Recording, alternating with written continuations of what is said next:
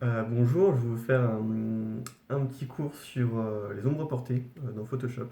Comment faire une ombre portée qui marche bien. On va essayer de faire ça au début sur un fond blanc, c'est simple. Et on va même essayer de rester sur un fond blanc pour l'instant. Mais il y a plusieurs manières il y a plusieurs ombres possibles. On peut faire des ombres, disons, rasantes qui vont être plus simples à faire que des ombres qui vont être plus vives dessus. Vous verrez ça. Voilà, je vous propose de commencer maintenant et puis je vous explique au fur et à mesure ce qu'on va faire. Au début, je pense que je vais le faire et je vais vous montrer comment on fait. Et après, si j'ai un peu le temps, je vais vous expliquer pourquoi ça marche comme ça, etc. Voilà, allez hop, c'est parti. On commence par créer un document classique, fond blanc. Et en test, on va insérer cette image-là qui est une boule de bowling. Hop, c'est parti. Donc c'est une boule de bowling. On veut d'abord la détourer parce que là, si jamais on veut faire quelque chose, on va essayer de créer des plans déjà. La boule de bowling, elle va être devant son ombre, donc on met la boule de bowling au-dessus de son ombre dans le panneau de calque ici. On va la renommer boule ici. Et ce qu'on peut faire, c'est d'ores et déjà, pour voir le détourage, mettre un fond gris. Tac, qu'on met en dessous. Voilà. Maintenant, je vois mon détourage, on peut même le mettre un petit peu bleuté comme ça. Il vient se détacher du fond. Voilà. Comme ça, je vais pouvoir voir mon détourage. Ok, je prends la baguette magique, je pense qu'au début ça va le faire. Au moins pour le début, je prends une tolérance assez forte parce qu'on a un gros contraste entre le blanc du fond et le noir de la boule. C'est parti. Voilà. Hop, et maintenant j'ai une sélection qui est active. Je peux directement appliquer mon masque en cliquant sur la petite icône qu'il y a ici. Ok. En faisant pomme I sur mon masque, j'ai l'inverse, donc il n'y a plus que la boule qui apparaît. Si je remets mon fond, on voit que la boule est bien détourée. Ce qu'on voit là, c'est qu'il reste une frange. Et ça va être très important de l'enlever parce qu'à l'endroit où il y aura l'ombre, au niveau du sol, s'il y a une mini résurgence comme ça de blanc, ça ne le fait pas. Ça ne le fait pas. Donc, on va faire un petit peu autrement. C'est pas grave. Je mets des repères. Hop, à 50% en hauteur et en largeur. Je maintiens majuscule et je clique sur la règle qu'il y a en haut et en bas. Et ça fait apparaître un repère. Si les règles en haut et en bas ne sont pas présentes, il faut faire CTRL ou commande R. Et ça apparaît, ça disparaît. J'appuie sur majuscule pour que mes repères soient sur des valeurs rondes. Si jamais je ne fais pas majuscule, vous voyez, je peux avoir du 26,9, etc. Si jamais je maintiens majuscule, j'ai que des valeurs rondes, 41, 42, 43, etc. Voilà. Donc là, je suis bien à 50-50 pile poil. Ce qui va me permettre de faire une sélection en cercle parfaitement centrée. Voilà. Merde. Ok. Je me suis un peu foiré. Ça marche quand même. Là, j'ai un peu foiré ma sélection, mais j'ai fait un CTRL ou un pomme T sur ma sélection, donc je peux la modifier maintenant comme ça. Hop là, ça fait que j'ai une sélection que je peux agrandir. Je maintiens majuscule et Alt, ce qui me permet de me garder l'homothétie. Alors, j'ai un peu peur du résultat final, on verra bien. Pour garder l'homothétie de la sélection, on va avoir un rond parfait. On voit que la boule, elle n'est pas parfaitement ronde, elle est un tout petit peu ovale. Est-ce que c'est bien grave? Je ne pense pas. On peut limiter un tout petit peu. Voilà. La déformer comme ceci, en prenant les poignées du haut et du bas. Selon votre Photoshop, il va falloir maintenir majuscule pour faire ça. Sinon, on a ça. Ça ne le fait pas. Voilà. Ok, maintenant que j'ai ma sélection, ici, je vais l'inverser, ma sélection. Donc dans sélection, inverser la sélection, intervertir ici, où c'est majuscule plus contrôle plus I, ou majuscule plus commande plus I. Et voilà. Donc, ce qui fait que maintenant, ça prend l'extérieur de la boule. J'enlève les repères. Hop, bon, je vais les remettre parce que finalement, on ne voyait plus ma sélection. Et maintenant, je vais remplir tout ça en noir. Voilà. Ce qui fait que j'ai plus de franges du tout. On est sur un détourage qui est maintenant qui est parfait. Il est parfait, mais il est un peu net. On voit que la boule, elle est un petit peu floue, il y a de l'artefact. Donc, ce qu'on va vouloir faire, c'est rajouter un tout petit contour progressif dessus. En double-cliquant sur le masque ici, on a un petit menu qui apparaît dans propriétés. C'est l'endroit où vont se trouver les propriétés de vos courbes, les propriétés de tout en fait. Et vous pouvez déjà mettre un pixel de contrôle progressif. On voit si c'est suffisant. On va regarder. Ça c'était un. Ouais, allez, on peut mettre 2 ou 3 même. Ouais, allez, on va rester sur du 3. D'accord. Ok, maintenant on a la boule qui est détourée. Elle est détourée, on va essayer de lui faire une ombre portée qui soit crédible. On peut le faire de plusieurs manières. On est sur un fond blanc, ce qui peut être pratique, mais aussi ça fait que ça peut être très simple. Et ce qui est simple n'est pas forcément facile. C'est ça la distinction. C'est comme on a du vide, la moindre petite erreur elle peut se voir. Cependant, je vais vous expliquer comment on peut faire ça assez rapidement. On peut faire ça assez facilement avec un calque tout noir qui va être notre ombre. En fait, je vous conseille de prendre le coin le plus foncé, le point le plus foncé de votre objet, qui se trouve à l'interaction du dit objet avec le sol. Là, il se trouve que du noir, ça marche plutôt bien, même si c'est pas exactement ça, ça va marcher plutôt bien. Donc on prend du noir parfait. Je l'appelle d'ores et déjà ombre. Hop. Je l'ai pas mis. Ensuite, je peux commencer à peindre. Mais une ombre, là on est d'accord que si jamais je devais dessiner mes perspectives, on est d'accord qu'on la voit de profil, la boule. Donc les perspectives sont comme ça. Voilà, en gros. Avec un horizon qui se trouverait, je sais pas, admettons ici. Donc voilà, on a une perspective qui est comme ça. Ce qui fait que notre ombre, c'est pas un rond, mais c'est plutôt quelque chose qui va être aplati, qui va faire une sorte de trait comme ça. Ce qu'on va faire alors, c'est que j'ai bien interverti ici mon masque, ce qui fait que maintenant il est tout noir. Je vais prendre une brosse qui est en général classique, et quand on prend le petit rond qui est ici, on peut l'aplatir comme ça. Et il ne faut pas hésiter à y aller franchement, voilà. On va l'agrandir au maximum. On va prendre une dureté minimum, et on peut commencer. Je pense qu'on peut encore plus l'aplatir. On va y aller comme ça, voilà. Maintenant, je prends une brosse blanche, ici. J'appuie sur X pour intervertir les deux. J'appuie sur D pour remettre à 0.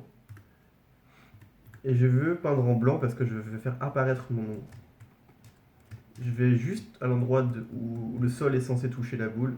Et je préfère prendre un pinceau qui va avoir un fouille un peu plus bas. Et je peux commencer à toucher comme ça. Et voilà. On a notre première interaction qui fait croire à du sol. C'est pas mal. J'ai fait un petit...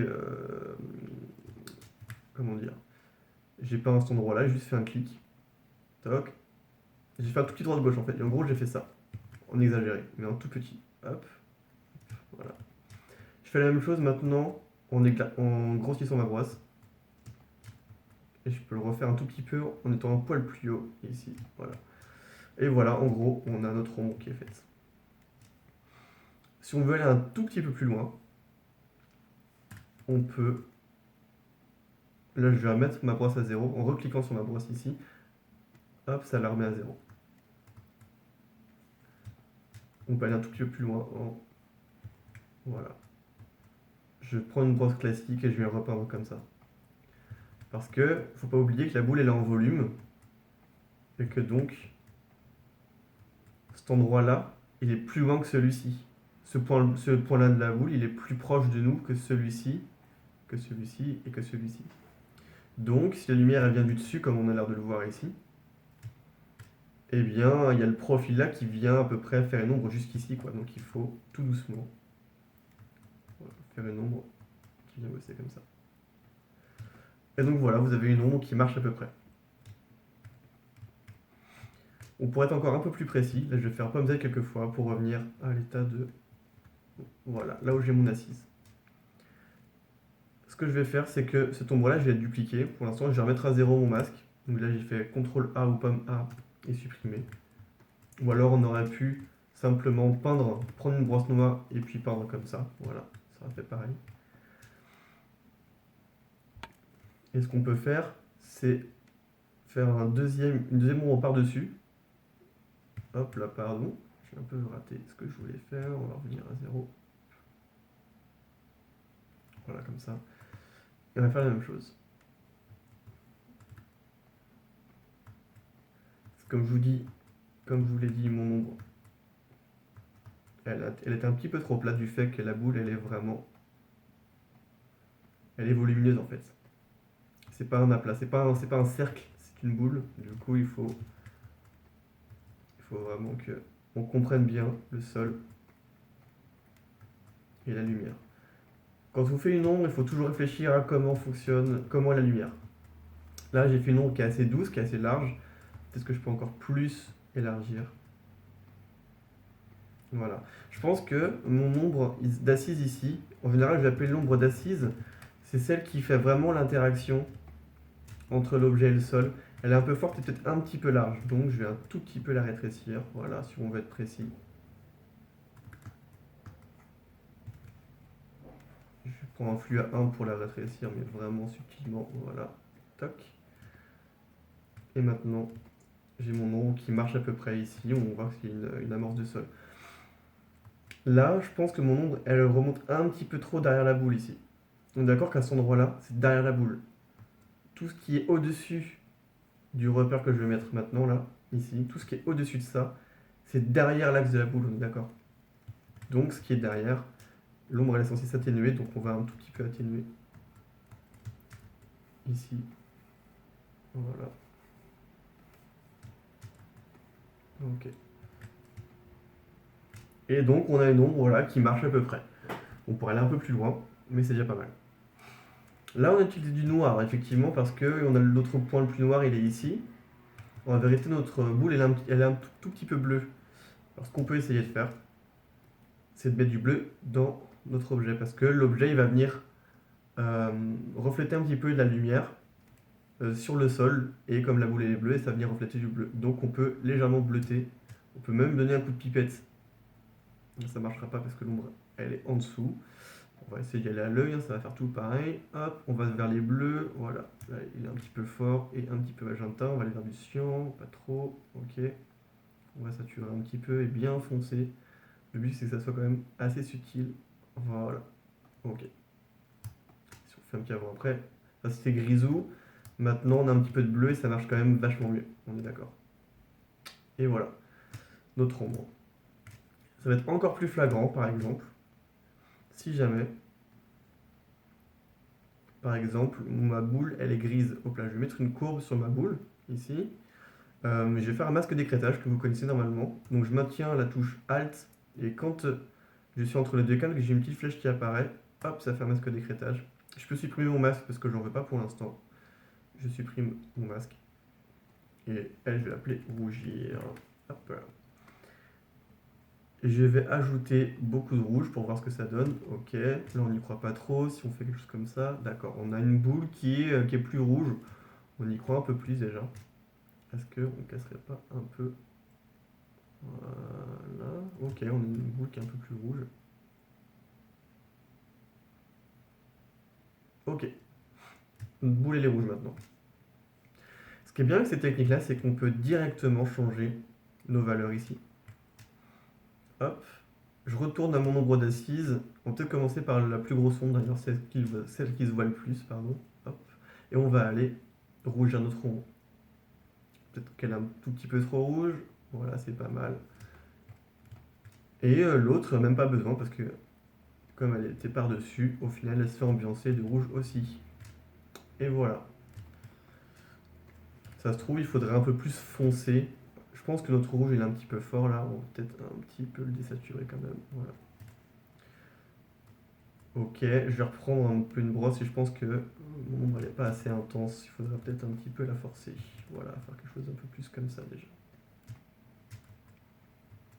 Ok. Et voilà, c'est pas mal déjà. Là, on pourra s'amuser, je vous fais très rapidement, ça peut être assez rigolo d'essayer. De s'amuser à faire comme s'il y avait un cyclo derrière. Il suffirait du coup de faire quelque chose d'un peu comme ça, voilà.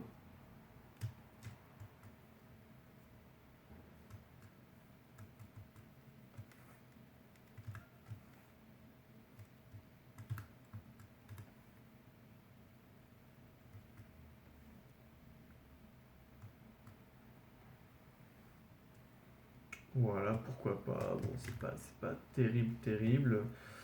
Mais bon, voilà, c'était pour donner un peu une impression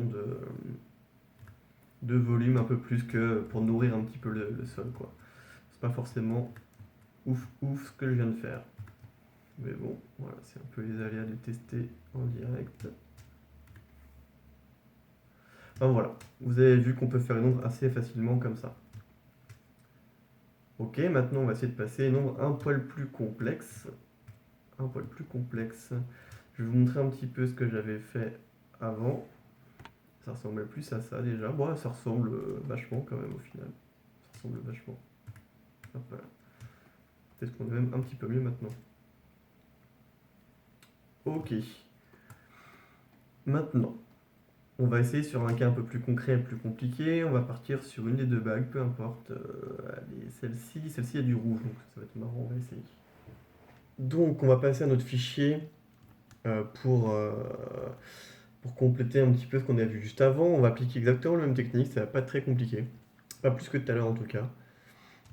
Donc là, on va essayer de faire une petite ombre maintenant sur cette bague. Et du coup, il va y en avoir une petite ici et une autre là.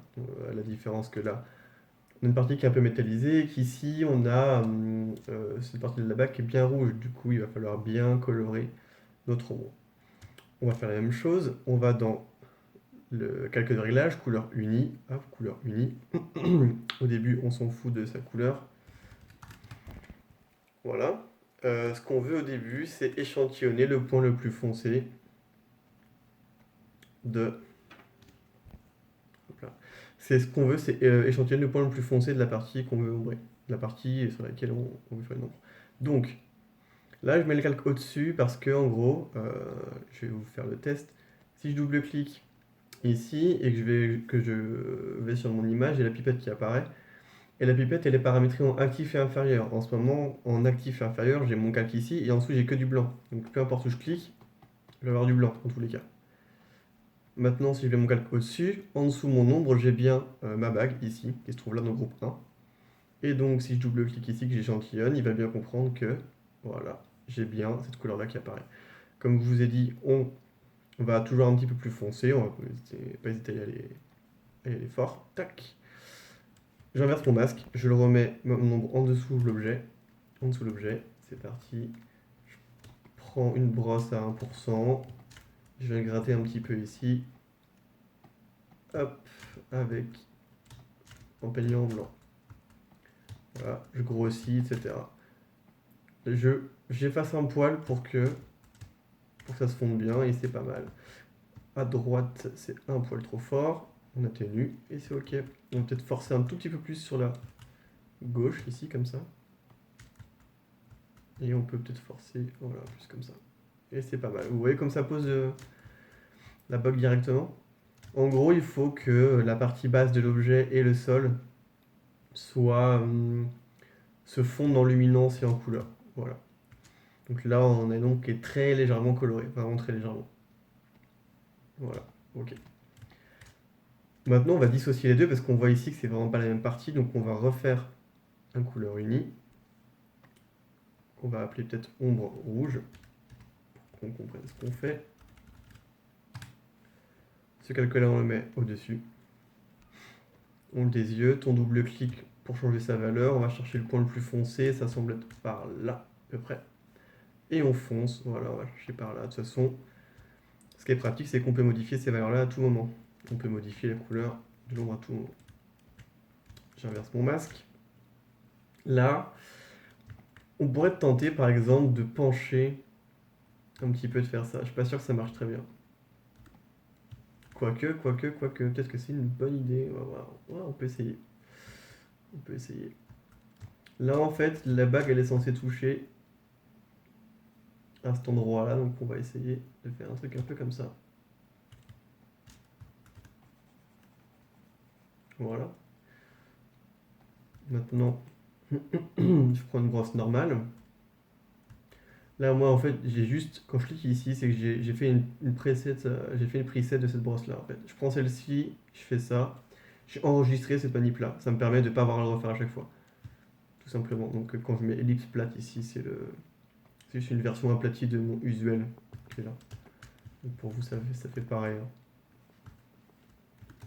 Hop, je peux venir, voilà, tout doucement, pendant comme ça. Non, c'est un peu fort, je peux venir aussi atténuer tout ça. Ok.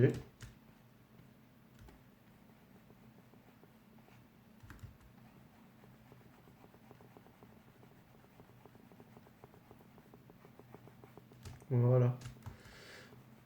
On fait ça, ça rapprocher un petit peu, et c'est pas mal. Il faut avoir un petit peu de doigté, il faut avoir un peu l'habitude, mais comme d'habitude, ouais, c'est clair que pour faire ça, c'est mieux d'avoir une tablette. C'est léger, mais on comprend maintenant que ça touche ici, ça touche là, et ici, ça touche pas. Il y a un écart et tout, on voit bien que c'est un peu évident à cet endroit-là. Donc c'est ce qu'on a fait, c'est plutôt réussi. Peut-être qu'on peut un poil ombrer tout ça, parce que malgré tout, même si c'est creux à cet endroit-là, il est censé avoir un minimum l'ombre du fait que dans la bague, la lumière a un peu plus de mal à passer, donc on peut peut-être faire un truc un peu plus... on peut ombrer tout ça comme ça pourrait rendre un peu ça un peu plus crédible. Voilà. Ok. Donc voilà, ça n'a pas pris beaucoup plus de temps, vous avez vu. Ce qui était intéressant ici de bosser, par exemple, dans cette partie-là, c'est que on voit bien que... on va voir ça sur l'exemple suivant plutôt. Voilà, je vais vous le dire là dès le début, mais en gros, c'est que plus on est proche plus on est proche de la zone d'interaction, plus l'ombre elle est nette et plus on s'en éloigne, plus elle se diffuse. Donc elle devient plus floue et en plus de ça, elle s'atténue évidemment. Et maintenant, on va passer à un autre exemple qui va être plus compliqué celui-ci. Il va être un peu plus compliqué. Je ne sais pas si je vais vous refaire l'étape de l'ombre, c'est pas forcément nécessaire, mais on va passer à un autre paramètre. Donc voilà, super, image de l'année. Tac, tac, tac, tac. C'est pas forcément cool de garder la marinière là. Hop là, on va enlever ça. C'était pas forcément très jojo. J'ai eu à le faire en plusieurs couleurs en plus. Voilà, en rouge et tout, bref. Pas super. Avant, j'avais fait une petite interaction en gros là, avec les plumes qui venaient par-dessus vraiment avec une texture de plume et tout. Et le client a préféré pour une meilleure lecture que les bandes soient vraiment toutes nettes. Je trouve ça un peu dommage, mais voilà, on n'a pas les mêmes contraintes tous. Les lignes, on les dégage. Hop, hop. Là, le cyclo, comme il a été fait de toutes pièces, hein, c'est que des courbes, c'est que des fonds unis, voilà, des fonds unis avec des masques, etc. Tac, et tac, ça donne l'impression il y a un environnement et qu'il y a une sorte de perspective, que ça fuit un petit peu vers l'extérieur comme ça, enfin vers le fond plutôt. Voilà. Ok, je vais vous montrer vite fait comment j'ai décomposé mon ombre. J'enlève peut-être les réglages globaux qui ne servent pas à grand chose là. Ça fait bosser l'ordi pour rien. La queue, elle est là. Interaction, c'est ici. Tac. Ok, alors. Donc bah, je vous ai pas menti, on commence par l'ombre d'assise, qui est un peu colorée. On voit que c'est une sorte de marron, donc c'est une sorte de jaune foncé, hein. Hop là, elle vient créer l'assise, elle est assez foncée. Quand on dézoome, on se rend bien compte de comment ça fonctionne. On voit qu'à cet endroit-là, j'ai utilisé l'ellipse plate, tac, qui vient juste faire une petite marque ici, une petite ombre. Et voilà, elle ne va pas plus loin que ça, elle. Voilà à quoi elle ressemble. Ok.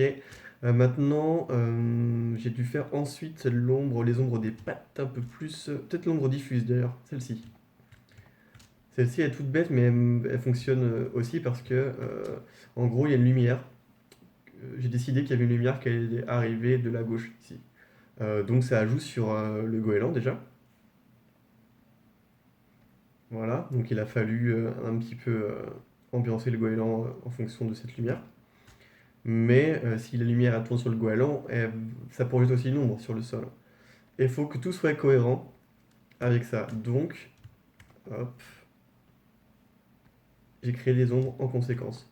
Mais malgré le fait d'avoir un peu, entre guillemets, choisi une lumière qui vient d'ici, il y a aussi une lumière qui est enveloppante. Forcément, il y a forcément une lumière, la lumière rebondit un petit peu partout, ce qui fait que Il y a une sorte de lumière ambiante qu'elle a. Donc la lumière ambiante, elle, elle crée une sorte de... Un peu comme la boule, elle crée une sorte d'ombre très diffuse au niveau de la base. Ok. Ensuite, voilà, j'ai fait celle-ci.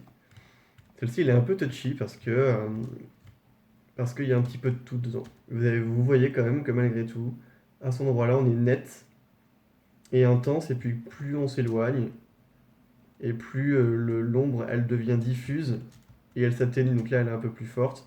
Là, ici, on a une zone qui est très fine, donc à cet endroit-là, ça devient un peu moins intense, et là, à cet endroit-là, on est un peu plus flou, et en plus de ça, ça s'atténue encore. Et ensuite, on continue, voilà, on accentue la patte de droite aussi. Après, ça c'est la queue, l'ombre diffuse encore. Et là, je vais vous parler du reflet, je vais vous montrer comment on fait des bons reflets, parce que on en voit beaucoup des reflets, ils sont pas souvent bons. Pas souvent. Très souvent, on voit, bête et méchant, justement, on voit un produit, par exemple, un flacon de parfum ou un flacon de shampoing. Les personnes, elles ont fait la petite ombre qui va bien, comme je vous ai montré pour la boule de bowling, mais ça suffit pas en fait. On va rajouter... Ah, c'est pas ça que je voulais dire. C'était que on prend l'objet. En gros, je me reprends. Je sais pas si j'ai coupé ça au montage. En vrai, en fait, on voit pour des flacons de parfum, pour des flacons de shampoing, ou peu importe, sur un fond blanc, les graphistes qui vont rajouter la petite ombre. En général, l'ombre elle est pas mal, mais il y a souvent aussi un petit peu de reflet. Si c'est pas forcément beaucoup, il y a un petit peu de reflet. Et ça donnerait grosso modo sur une boule comme celle-ci. Hop, j'enlève ce coup-ci. Voilà, peut-être que je vais faire du pump set pour retourner à la version de la boule. Voilà, comme ça. Grosso modo, voilà. Top, on duplique, on fait une symétrie. Bête et méchant, et on met ça à fleur de peau, comme ça. Fleur de peau, exactement. À la limite, on met ça à 50% parce qu'il faut pas déconner, c'est un peu fort. Et c'est pas intense sur toute la hauteur, mais il y a un masque qui vient faire un truc comme ça. Voilà. Et c'est encore un peu fort. Ok. Sauf que ça, c'est pas suffisant, c'est grillé. C'est grillé complet. Quand on fait ça sur une bouteille de parfum, ça peut marcher. En fait, ça va dépendre du point de vue. Ça peut fonctionner, mais ça fonctionne rarement. Parce qu'en vérité, faudrait que je vous montre ça sur une paire de chaussures.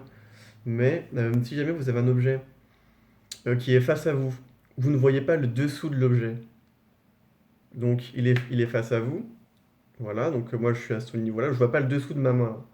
Mais si jamais il est posé sur le sol qu'à ce niveau-là à peu près. Mon regard, il va se poser ici, le rayon va faire toc, il va voir le dessous de l'objet maintenant. Dans le reflet, je vois le dessous de l'objet. Si je prends l'objet qui est là, et que je fais une symétrie, que je le mets en dessous, comme ça, tout ce que j'ai, c'est ce que je voyais ici. Je voyais pas le dessous. Dans mon reflet, je vois pas le dessous encore. Je sais pas si c'est facile à concevoir comme ça, il faudrait vraiment que j'ai l'exemple sous les yeux. Mais ce que je veux dire, c'est que il faut pas oublier de recréer complètement le dessous. Admettons, si vous êtes devant une voiture, vous verrez le dessous de la voiture dans le reflet du bitume, ou s'il y a une flaque d'eau en dessous de la voiture ou aussi devant la voiture, vous verrez le dessous de la voiture dans le reflet. Il suffit pas de prendre la voiture, la retourner pour coller les roues et le pare-choc. Non, ça marchera pas comme ça. Il faut vraiment refaire le dessous de la voiture. Le point de vue du dessous, il n'est pas du tout le même que le point de vue qu'on a du dessus. Donc, là, par exemple, ce qui va se passer, je vais vous le montrer tout de suite, vous allez la comprendre. Ça suffit pas du tout de, par exemple, prendre le goéland ici, dupliquer. Ça met un petit peu de temps.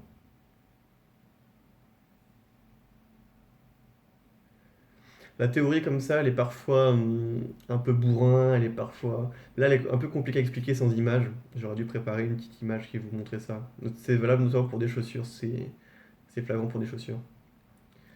Mais, euh, mais c'est important de comprendre ce qu'on fait, pour savoir pourquoi on le fait, et surtout pour pas oublier de détails, je trouve. C'est pour ça que je me permets de vraiment expliquer pourquoi on fait les choses et que ce soit pas juste un bête et méchant, on fait ce qu'on je dis quoi. Bon, il est un petit peu long, j'aurais pas dû faire ça comme ça. Est-ce que si je fais un échappe? Tac. Voilà.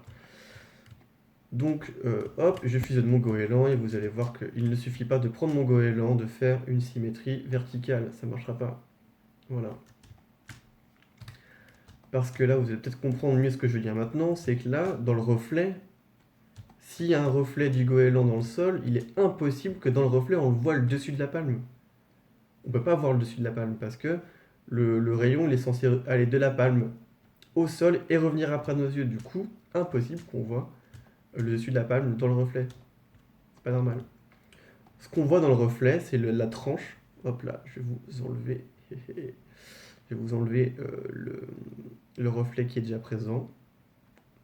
Tac, c'est où? C'est dans interaction, pardon, pas reflet. On est censé voir juste la tranche en fait de la palme ici. Donc l'épaisseur, la hauteur de la palme. En gros, on est censé juste voir cette hauteur là que je fais avec le stylet. Ce qui donne ça. Voilà. Ok, donc on va refaire ce reflet là. On va le refaire. On va juste laisser les ombres quand même. Voilà. Maintenant qu'on a le reflet. Quand en général, je pose un objet dans un environnement, il faut penser lumière, ombre, reflet. Quand on a ces trois trucs-là, en général, quand c'est bien fait, on ne se rend pas trop compte de... Enfin, ça fait un bon insert. On a un bon insert dans un montage. Ok.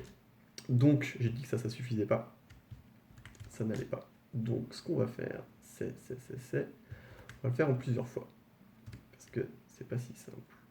Tac, on repart sur le goéland à l'endroit. On va le repasser ici. Ok. On a dit que ce qu'on voulait, c'est simplement voir la tranche. Ok, je prends mon lasso avec la touche L, où on le trouve ici, sinon, en cliquant. Il peut être caché derrière le lasso polygonal ou le lasso magnétique. Moi, je prends le lasso tout court.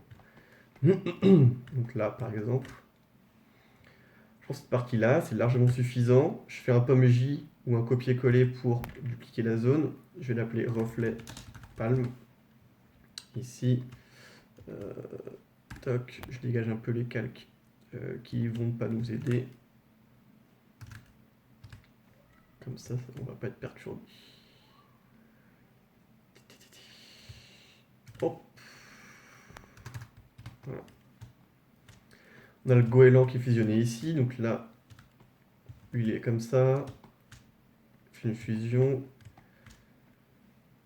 Et maintenant, j'ai que la palme. La palme, du coup, voilà, elle est comme ça. Ce que je vais faire, c'est que je vais la baisser un peu. Et que je vais devoir dégrouper ça. Il faut que je fasse passer ce bout de la palme ici derrière mon goéland. Donc mon goéland est là, voilà, je passe derrière. Voilà, je duplique ça. Et ça devrait suffire normalement. Si je mets ça à 10%, c'est déjà bien. Hop, pardon, on met ça, admettons, à 10%, c'est déjà fort. Vous voyez déjà ce que ça donne? Là, on comprend vraiment que c'est le vrai reflet. Ça fonctionne bien. On peut le flouter. Filtre, flou gaussien. Parce qu'en général, le reflet il est rarement aussi net que l'objet lui-même. 3, c'est bien. Allez hop, c'est parti. Ici, on a un objet qui est relativement de profil par rapport à nous. Donc, on peut se permettre. Là, je suis de nouveau sur mon calque goéland fusionné. Je prends. Allez, je peux prendre ce coup-ci toute la patte là. Hop.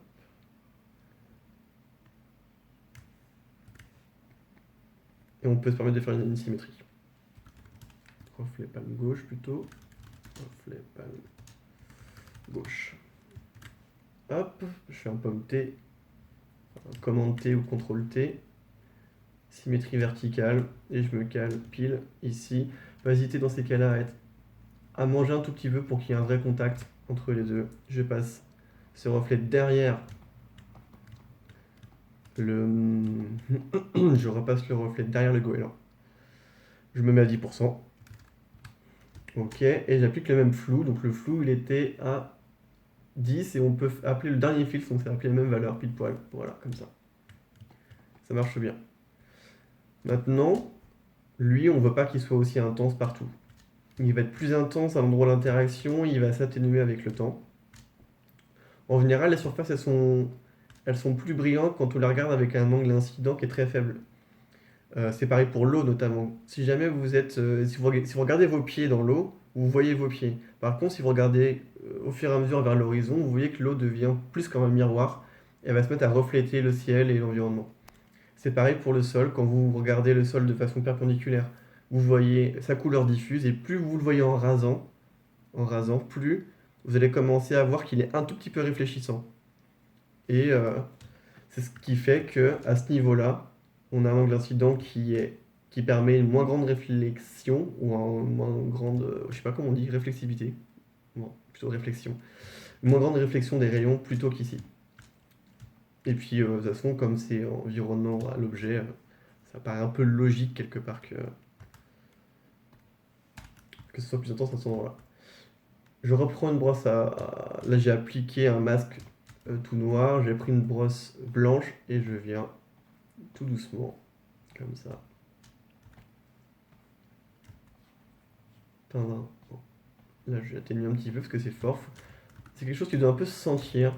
Ça doit être peut-être un peu plus fort, juste à l'endroit d'interaction. Mais après, ça doit juste se sentir sans trop se voir. Voilà, c'est pas mal. Il nous manque un tout petit peu ici. Encore, on peut accentuer un poil. On va passer à 15% pour les deux. Tiens, hop, hop, sur les deux reflets. Et là, ce qui nous manque maintenant, c'est l'ombre de la pâte ici. La pâte, vous voyez qu'on l'a décomposée parce qu'on a récupéré que la palme tout à l'heure. Maintenant, on va récupérer que la pâte ici. Je reprends mon lasso qui se trouve là. Je prends la pâte ici. Je fais un pomme J pour dupliquer la zone. On tombe bien sur le goéland. Hop là, et je vais l'appeler pâte droite.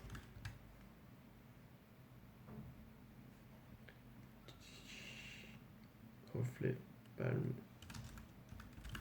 droite. Ok. Maintenant, elle est bien en dessous. Je peux enlever ma fusion. Là, je peux faire, par contre, ce coup-ci, une symétrie. Voilà, quelque chose comme ça. Là, hop là, je vais me mettre à peu près par là. Je pense que c'est pas mal. Faut se dire que... Ouais, à peu près par là. Je pense que c'est pas mal. Ok. Et on est d'accord que... Là, c'est la logique aussi. Ce qui se passe, c'est que la pâte, là, elle passe devant la palme. Alors, on est d'accord que la palme, elle est devant la pâte. Donc, il faut que je mette bien ma palme ici, devant. Donc, si je le mets à 100% pour qu'on voit mieux ce que je viens de faire. Et je vais appliquer mon flou aussi directement sur la pâte, comme ça vous allez voir. Parce que sinon, c'est un peu compliqué. Voilà. Tout à l'heure, hop, ça c'est la palme de droite, oui. Moi, ce que j'avais, c'était ça. Voilà. Là, on est d'accord que ça ne va pas parce que la pâte, elle passe devant la palme. Là, ce que je veux maintenant, c'est que la palme passe bien devant la pâte, ici. Je remets les deux à 15%. Tac. C'est pas censé se superposer ici. On a une méthode pour pas que ça se superpose et que ça fasse tout bien, mais on va pas voir ça aujourd'hui. On peut faire pareil que pour l'autre. On va appliquer un masque sur la pâte. Si j'appuie sur Alt ou Option en même temps que j'appuie sur le masque, il le remplit en noir directement. Hop, là, je peux faire ça. Et voilà. Et là, pas besoin d'avoir la réflexion de toute la mouette, par exemple. Au niveau de l'interaction, ça suffit. Au niveau de l'interaction entre le sol et la mouette, ça suffit. Pas besoin d'avoir toute la mouette parce que déjà la mouette, elle est suffisamment haute pour ne quasiment faire aucun reflet sur le sol. Et parce que, en plus, ça encombrerait l'image d'avoir une sorte de grosse masse ici, donc on va se calmer sur les reflets. Et voilà, du coup, on vient de faire le reflet qui vient en plus. Hop là, on va rapatrier celui-ci. Qui vient en plus de notre ombre. Normalement, à ce niveau-là, si on a bien géré notre ombre Et notre reflet, on a une interaction qui fonctionne et on y croit. On y voit que du feu, on ajoute la petite chromie. Hop. Et voilà.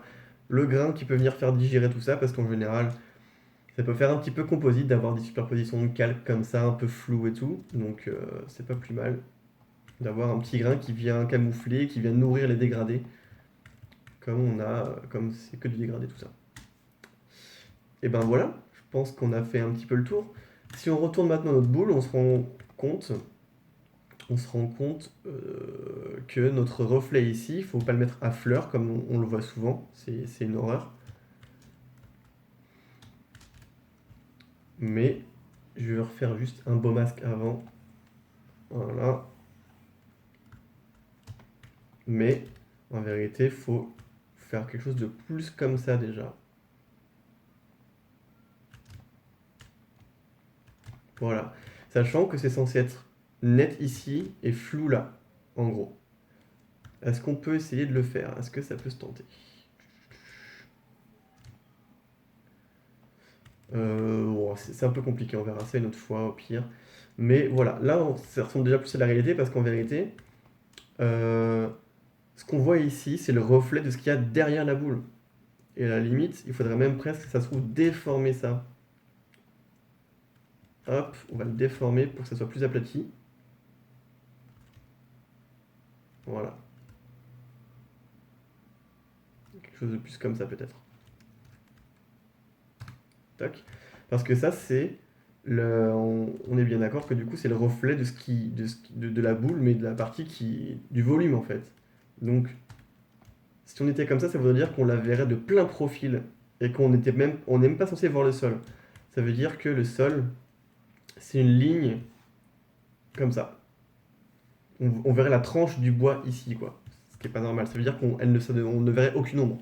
Si on voit une ombre, ça veut dire qu'on voit le sol du dessus. Et si on voit le sol du dessus, ça veut dire qu'il y a un reflet qu'on voit forcément le derrière de la boule ici. Voilà, comme ça. Ça paraît déjà plus crédible. On peut mettre ça à plutôt 20%. Et on va finir par y croire. Fait que la boule elle soit vraiment sur le sol. Et bien voilà, vous savez faire des ombres portées. Maintenant, bravo, bon courage. Et je vous laisserai revenir vers moi si vous avez des questions comme d'habitude, si j'ai pas été clair, si j'étais un peu rapide. Là, le but c'est que vous puissiez aussi faire un retour dans la vidéo pour revoir des choses. Il y a des petites choses quand même qui vont être compliquées à faire si vous n'avez pas de tablette parce que ça demande un petit peu de doigté et puis il faut avoir un petit peu d'habitude. Un peu l'habitude. Mais voilà, j'espère que vous y arriverez. Bon courage. A plus.